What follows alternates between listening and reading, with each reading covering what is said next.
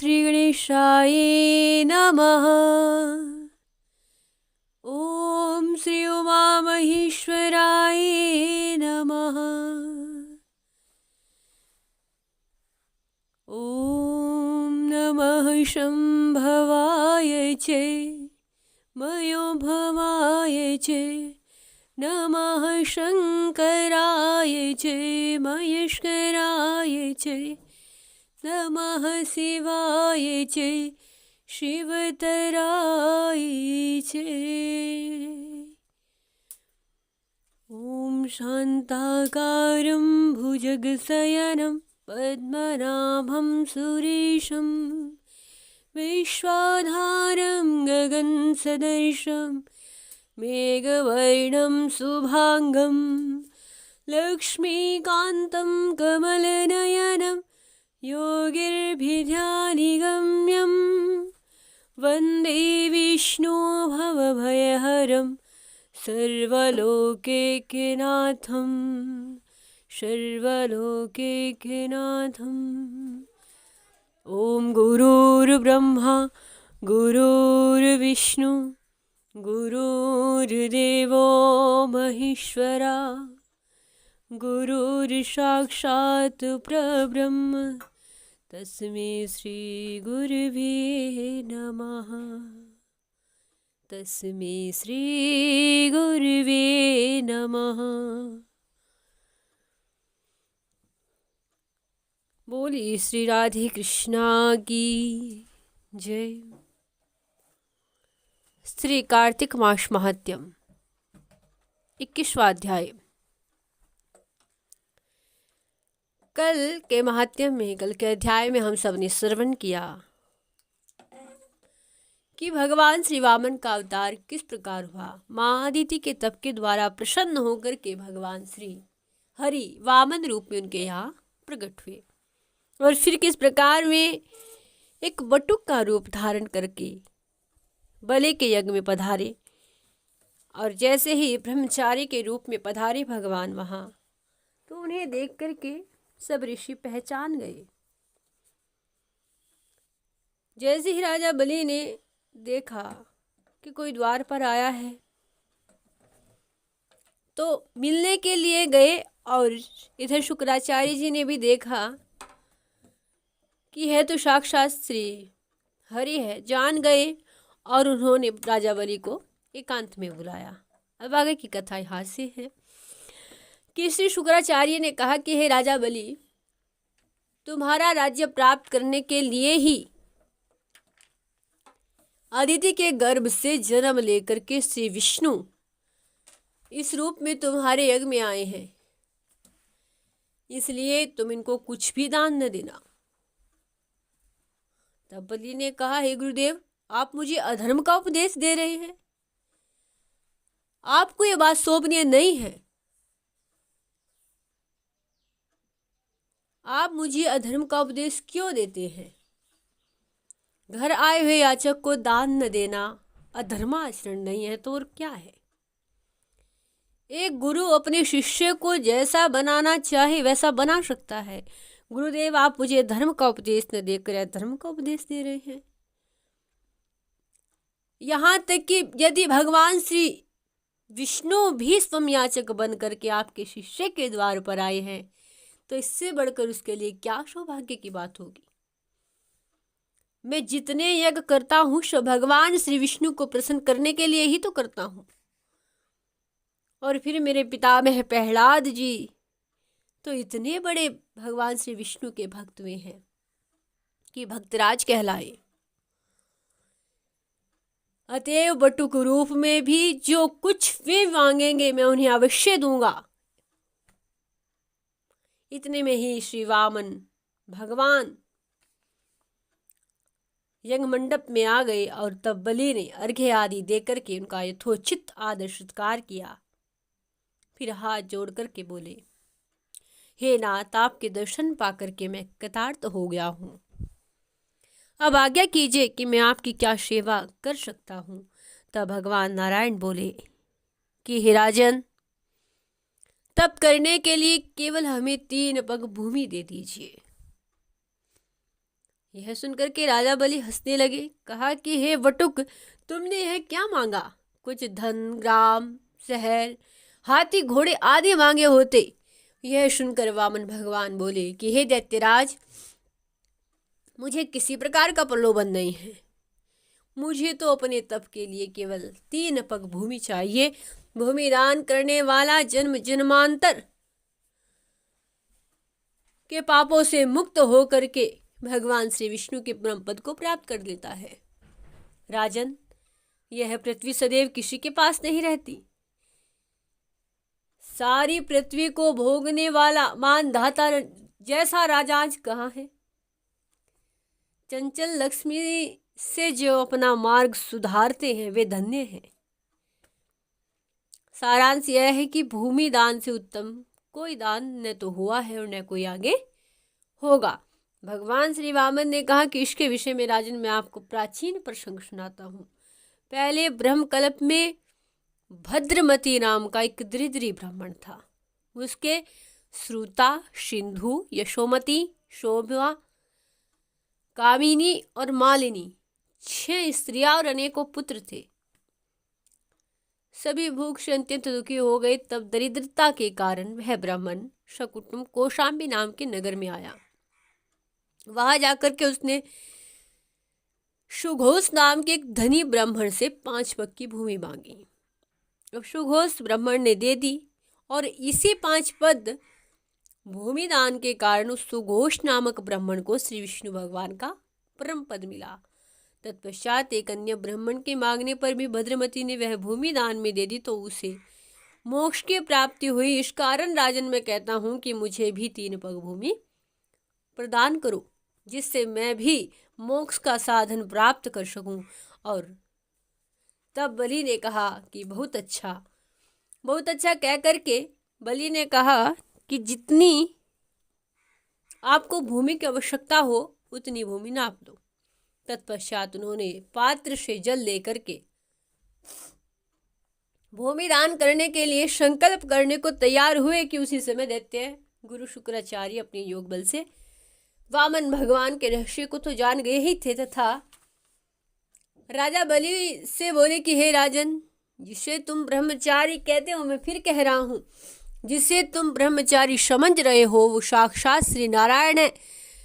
इन्होंने देवताओं की सहायता हेतु वामन अवतार ग्रहण किया है। मेरी बात ध्यान से सुनो, मैं बार बार आग्रह कर रहा हूँ। 3 पग भूमि लेने का बहाना मात्र है। ये 3 पग भूमि दान लेने के बहाने तीनों लोक नाप लेंगे और देवताओं को प्रदान कर देंगे।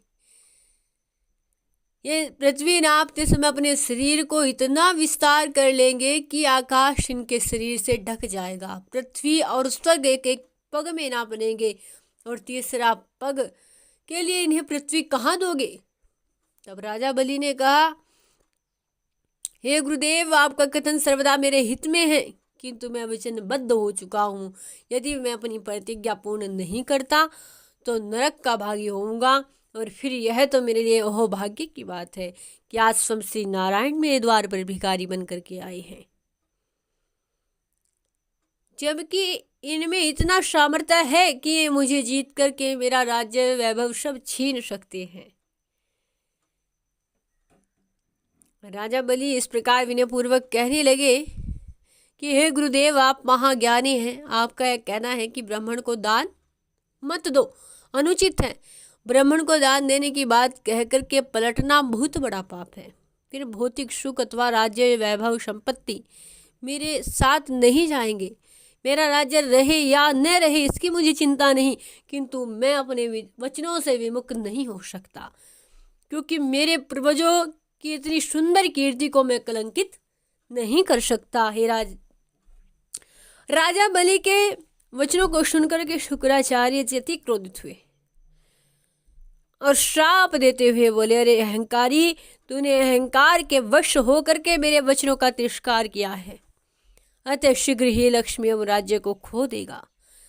राजा बलि को शुक्राचार्य जी द्वारा दिए गए श्राप से न तो दुख हुआ, जबकि वे श्राप योग्य न थे, फिर भी गुरु के श्राप को शिरोधार्य करने के पश्चात मृदुल एवं विनयपूर्ण स्वर में वामन भगवान से बोले, हे भगवान, आप पृथ्वी नाप लीजिए। राजा बलि के वचन सुन करके मंद मंद मुस्कुराते हुए श्री वामन भगवान बोले, हे राजन, तुम्हारा कल्याण हो, तुम धन्य हो, तुम सर्वदानी हो।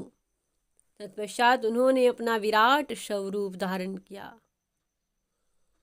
और वह स्वरूप इतना बड़ा कि पृथ्वी, आकाश, स्वर्ग, दसों दिशाएं, देवता, मनुष्य, पशु, पक्षी आदि इसमें समा गए। चरण तल में रसातल, पिंडलियों में पर्वत, घुटनों में पक्षी एवं जांघों में मृदगण राजा बलि को दिखाई देने लगे। भगवान के विराट स्वरूप में राजा बलि ने संपूर्ण ब्रह्मांड का दर्शन देखा। उनके मस्तक पर मुकुट एवं वक्षस्थल पर वनमाला सुशोभित हो रही थी। कंठ में कौस्तुभिक मणि, कमर में करधनी तनी तथा तन पर पीतांबर सजा। उनके हाथों में चक्र सुदर्शन, 5 जन्य शंख, सारंग, धनुष, अक्षय तर्कस, कोमोद नाम की गदा, चंद्राकार ढाल एवं तलवार शोभा दे रहे थे। अपने विराट स्वरूप का दर्शन देख करके उन्होंने एक पग में स्वर्ग आदि ऊपर के 7 लोक एवं दूसरे पग में नीचे के 7 लोक नाप लिए और फिर जिस समय भगवान वामन दाहिना चरण ऊपर के 7 लोकों को नापते हुए भगवान का चरण ब्रह्मलोक में पहुंचा तो उनके चरणों को देख करके ब्रह्मा जी चैतन्य देवगण उठकर खड़े हो गए और श्री नारायण के नख चंद्र को ब्रह्मा जी ने कमंडल से जल निकाल करके धोया और फिर उसी जल से श्री गंगा जी का पृथ्वी पर अवतरण हुआ। और उस समय देवता, यक्ष, किन्नर आदि ने ढोल मृदंग बजा करके उनकी जय जयकार की। अनेकों प्रकार से भगवान श्री नारायण की जय जयकार की और जैसे ही उनके पांव के अंगूठे से ब्रह्मांड फूट गया, फूटे हुए मार्ग से पानी के अनेक स्रोत बहने लगे। भगवान विष्णु का चरण उस जल से धोया गया। वहीं लोक पावन निर्मल जल ब्रह्मा आदि देवताओं को पवित्र करता हुआ 7 ऋषियों से सेवित सुमेरु पर्वत पर गिर पड़ा और श्री गंगा के नाम से विख्यात हुआ। बोलिए पत्त पावनी गंगा मैया की जय। यह दृश्य देखकर देवता लोग अत्यंत प्रसन्न हुए और भगवान जी की स्तुति करने लगे। हे अनंत मूर्ति, सबके स्वामी, आपको नमस्कार है। इस प्रकार स्तुति सुनकर भगवान ने सब देवताओं को अपना अपना स्थान दे दिया और बलि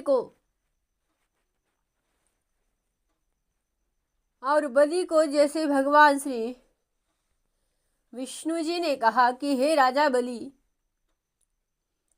तुमने मुझे 3 पग भूमि देने का वचन दिया था, किंतु 2 पग में ही तुम्हारे संपूर्ण राज्य को नाप लिया। अब तीसरे पग की भूमि कहाँ से दोगे? राजा बलि चुपचाप खड़े रह गए और उन्हें इस प्रकार चुप देख करके श्री वामन भगवान बोले, हे राजन, यदि तीसरे पग की भूमि देने की सामर्थ्य नहीं है तो स्पष्ट शब्दों में मना कर दो, हम बिना दान लिए वापस चले जाएंगे। तब राजा बलि ने हाथ जोड़ करके सिर झुकाते हुए बोले, हे जगत पिता, हे जगदीश्वर, मैं सत्यवादी नहीं हूँ। मैंने 3 पग भूमि आपको दान में देने का संकल्प किया है, जिसमें 2 पग आप नाप चुके हैं और तीसरे पग की भूमि मैं अवश्य दूंगा। तब वामन भगवान बोले कि हे राजा बलि, तुमने अभिमान पूर्वक कहा था कि जो चाहो मांग लो और मैं देख रहा हूं कि 3 पग भूमि प्रदान करने की सामर्थ्य भी तुम में नहीं है। और गरुड़ जी से बोले, हे गरुड़, यह अपने वचनों को पूर्ण नहीं कर रहा है, इसलिए इसे बांध करके पृथ्वी पर डाल दो। गरुड़ जी ने वामन भगवान के आदेश का पालन करते हुए राजा बलि को बांध लिया और फिर भी राजा बलि यह न कह सके कि आपने छल करके मेरा राज्य वैभव छीन लिया। उसी क्षण देवर्षि नारद वहां प्रकट हुए और वहाँ उपस्थित सभी अन्य राजाओं को जो यह कह रहे थे कि राजा बलि को बांधना उचित नहीं है, से बोले, राजाओं एवं दैत्यगण, भगवान वामन जी राजा के सत्य की परीक्षा ले रहे हैं, आप लोग चिंता न करें।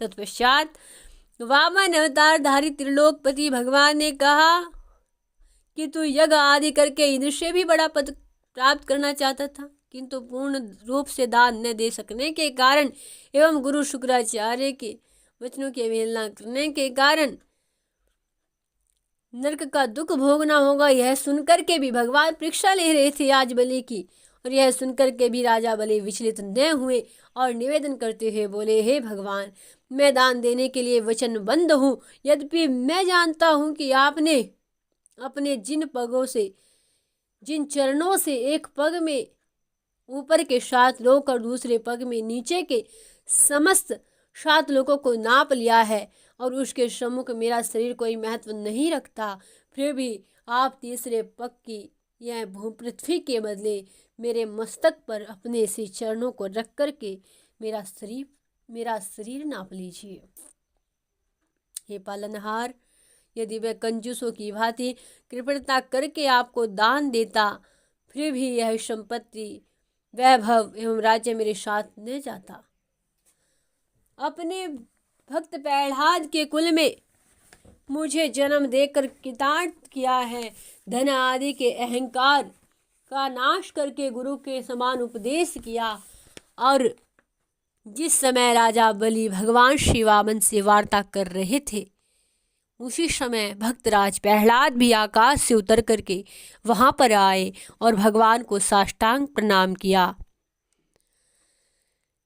और बोले, हे भक्त परवर, आपने राजा बलि को जिस तरह तीनों लोकों का राज्य प्रदान किया था, उसी प्रकार छीन कर उचित दंड दिया है, क्योंकि धन ऐश्वर्य प्राप्त कर प्राणी अभिमानी हो जाता है। आपको नमस्कार करता हूँ, आपको मैं नमस्कार करता हूँ। तत्पश्चात दैत्यराज बलि की स्त्री रानी विंध्यावती बोली, हे कृपा निधान, आप समस्त लोगों के सृजनहार हैं, पालक एवं हर्ता है, खेल खेल में सृष्टि का निर्माण एवं नाश करते हैं, हम संसारी जीव आपको क्या दे सकते हैं।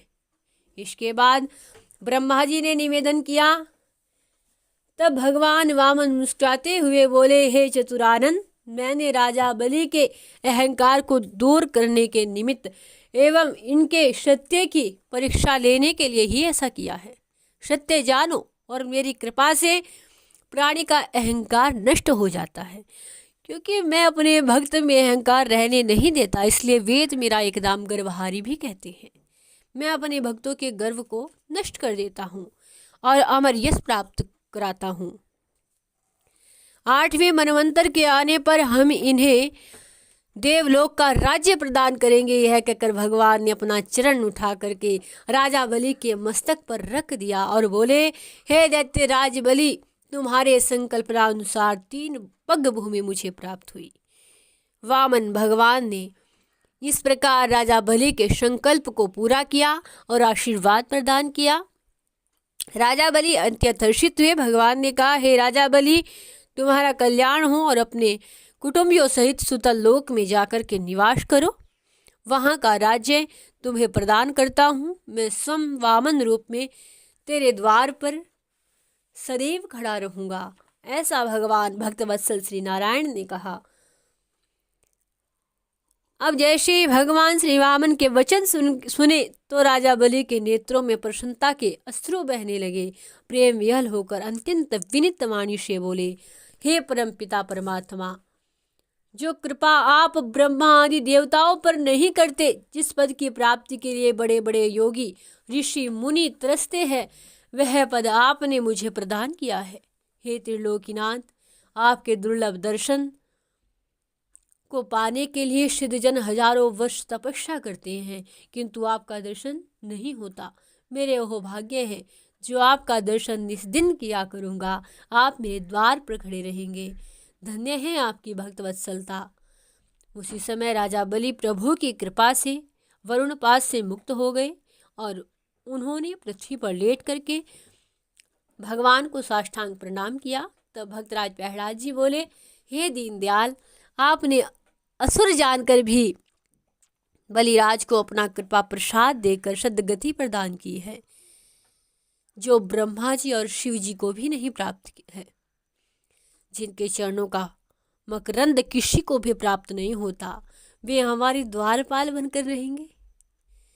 तब वामन रूपधारी भगवान श्री नारायण जी बोले, हे भक्तराज, तुम अपने पुत्र बलि के साथ सुतल लोक में जाकर सुखपूर्वक रहो। उसी समय दैत्य गुरु शुक्राचार्य पधारे और भगवान के चरणों में दंडवत करके प्रार्थना करने लगे, हे जगदीश्वर, मैं ब्राह्मण एवं पंडित होकर भी कुबुद्धि को प्राप्त हुआ और राजा बलि को मना किया, किंतु उसने मेरी बात न मानी और अपने कथन पर अटल रहा। हे दीनदयाल, आप मेरे अपराधों को क्षमा करो। तब श्री नारायण जी कृपा करके शुक्राचार्य से बोले, हे दैत्य गुरु शुक्र जी, तुम सुतल लोक में जाकर अपने शिष्य राजा बलि को 100वां यज्ञ पूर्ण कराओ। जो संकल्प लिया था उसे पूर्ण कराओ और वहां पर सुखपूर्वक निवास करो। तत्पश्चात ब्रह्मा जी एवं अन्य देवगण वामन भगवान को का एक नाम उपेंद्र रख करके, अर्थात इंद्र के भाई उपेंद्र नाम से भगवान वामन प्रसिद्ध हुए और विमान पर बैठकर देवलोक को गए। और तब उन्होंने अपने बड़े भाई इंद्र अदिति पुत्र को स्वर्गलोक का राज्य प्रदान किया, जो राजा बलि से भिक्षा स्वरूप उन्हें प्राप्त हुआ था। तो इस प्रकार बड़ी ही सुंदर पवित्र कथा श्री वामन अवतार की हम सभी ने श्रवण की। और इसी बीच में बड़ा सुंदर प्रसंग माँ गंगा जी का प्राकट्य का आया। माँ गंगा के प्रभाव को सब जानते हैं, कलयुग में भी माँ गंगा का प्रभाव अडिग बना हुआ है। कलयुग में भी इतना प्रभाव है कि कहते हैं कि अगर किसी को अपने पाप धोने हैं तो माँ गंगा में स्नान कराइए।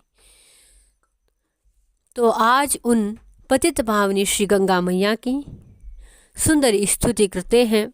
बड़ा ही सुंदर गंगा मैया का ध्यान है, क्या उनका स्वरूप है, इसका बड़ा सुंदर वर्णन हुआ है।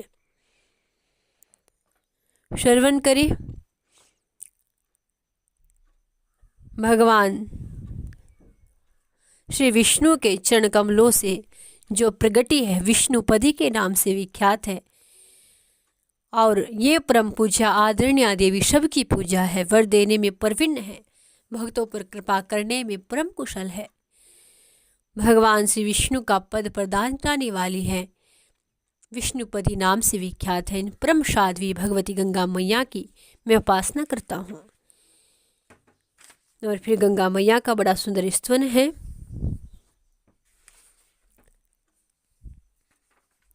जो गंगा मैया जी भगवान शंकर का संगीत सुनकर परम मुग्ध हुए श्री कृष्ण के अंग से प्रकट हुई है, जो श्री राधा के आगद्रव से संपन्न है, उन भगवती गंगा को मैं प्रणाम करता हूँ। सृष्टि आरंभ होने के अवसर पर गोलोक के रास मंडल में जिनका आविर्भाव हुआ है, जो शंकर के सन्निधान में रहती है, उन भगवती गंगा को मैं प्रणाम करता हूँ। कार्तिक पूर्णिमा के शुभ अवसर पर श्री राधा महोत्सव मनाया जा रहा था। अरे गोप और गोपियाँ विद्यमान थी।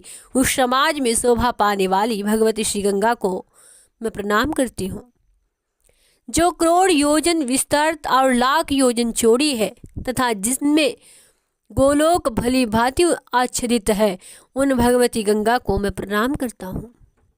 जो 60 लाख योजन चौड़ी तथा इससे चौगुने विस्तार से वैकुंठ में विराजती है, उन भगवती गंगा को मैं प्रणाम करती हूँ।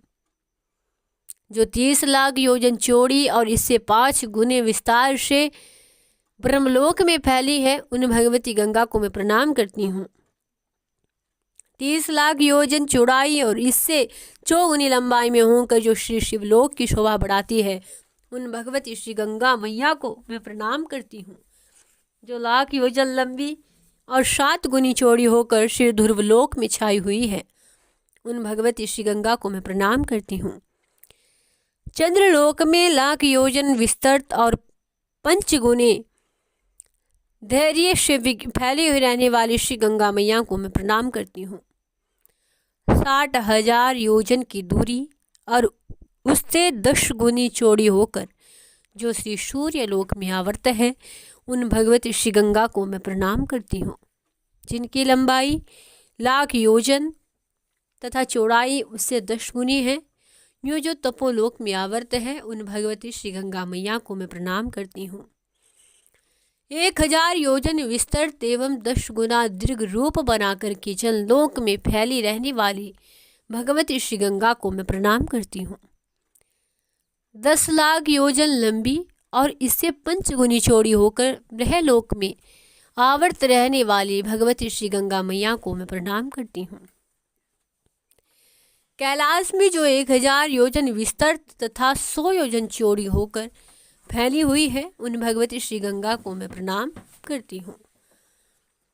जो 100 योजन लंबी और 10 योजन चौड़ी होकर मंदाकिनी नाम से चंद्रलोक में शोभा पाती है, उन भगवती श्री गंगा मैया को मैं प्रणाम करती हूँ।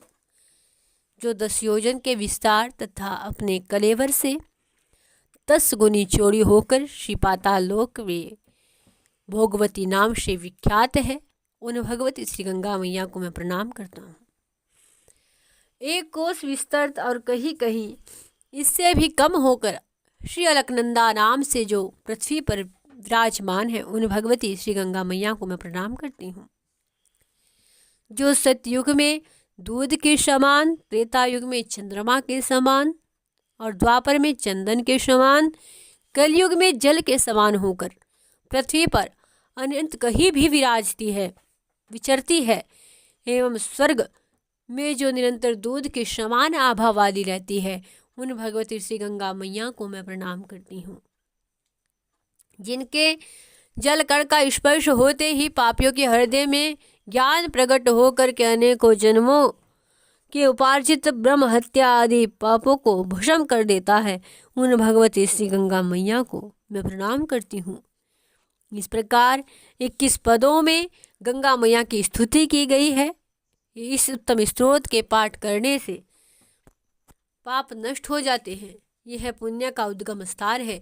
जो नित्य प्रति भगवती श्री गंगा की भक्ति भाव से पूजा करते हुए कार्तिक मास में इस सुंदर गंगा मैया के स्तोत्र का पाठ करता है, वह निसंदेह अश्वमेध यज्ञ के फल का नित्य अधिकारी हो जाता है। इस स्तोत्र के प्रभाव से संतानहीन को पुत्र की प्राप्ति हो जाती है, स्त्रीहीन को स्त्री मिल जाती है, जो रोग से ग्रसित है उसका रोग नष्ट हो जाता है, और जो व्यक्ति किसी प्रकार के बंधन में पड़ा हुआ है उस व्यक्ति के बंधन कट जाते हैं। यह बिल्कुल निश्चित बात है।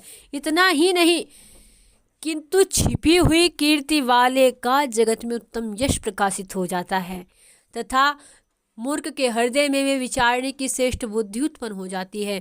जो प्रातः काल उठ करके इस पवित्र गंगा मैया के स्तोत्र का पाठ करता है, उस पर बुरे सौपन अपना अनिष्ट प्रभाव नहीं डाल सकते। उसके द्वारा देखे गए बुरे शोपन भी सुशोपन में बदल जाते हैं।